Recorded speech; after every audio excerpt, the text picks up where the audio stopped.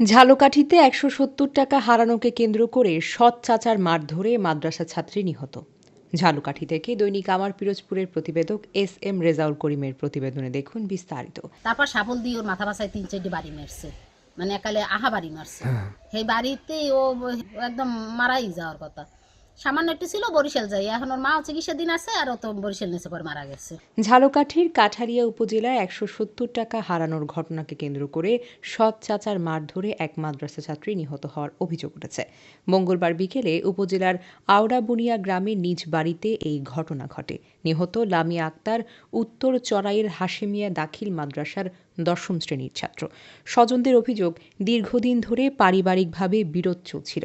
একই ধারাবাহিকতা ১৭০ টাকা চুরির অভিযোগ তুলে লামিয়াকে মারধর করা হয়।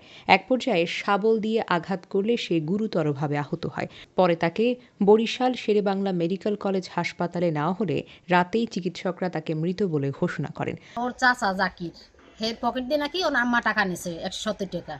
তাই ওর জাকির আবার ওর মারে জিজ্ঞাসা করছে যে টাকা নেছো, আমার টাকা দাও।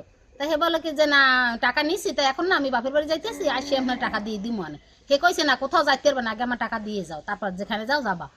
তাই এর মধ্যে ওর মারেও মারছে আগে নাকি। মারার পর ওই মেয়ে শব্দ পাই মেয়ে দৌড়ে গিয়েছে, আইসে ওর মারে ধরছে আর ও চাচারেও ধরছে যে মারেন।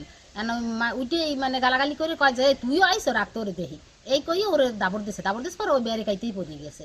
তারপর শাবল দিয়ে ওর মাথা বাসায় ৩-৪টি বাড়ি মারছে, মানে একালে আহা বাড়ি মারছে।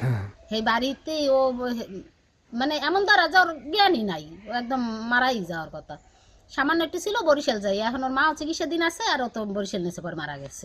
আমরা পুলিশে দিয়ে দিছি, ওইখানে ধরে ওরা বান্ধি রাখছি। বান্ধি রাখার পর আমরা চৌকিদারে ফোন দিছি, চৌকিদার আসে দারোগারে ফোন দিছে, কিছুক্ষণ পর দারোগা এসে নিয়ে গেছে।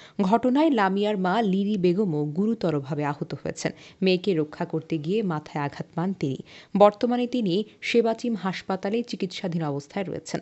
কাঠালিয়া থানার ভারপ্রাপ্ত কর্মকর্তা আবু নাসের রায়হান বলেন, নিহতের পরিবারের পক্ষ থেকে লিখিত অভিযোগ পেলে আইনগত ব্যবস্থা নেওয়া হবে। মারধর করছে এটা আমাদের বাদী পক্ষ থেকে শোনা না, বুঝছেন? বাদী পক্ষ অলরেডি শেরেবাংলা হাসপাতালে আছে, ওই লাশ পোস্টমর্টম হচ্ছে, লাশ নিয়ে আসবে, তারপরে অভিযোগ আমি করতে পারি। তদন্ত চলতেছে, বিষয়টা পরবর্তীতে জানানো, এখন জানানোর বিষয় না।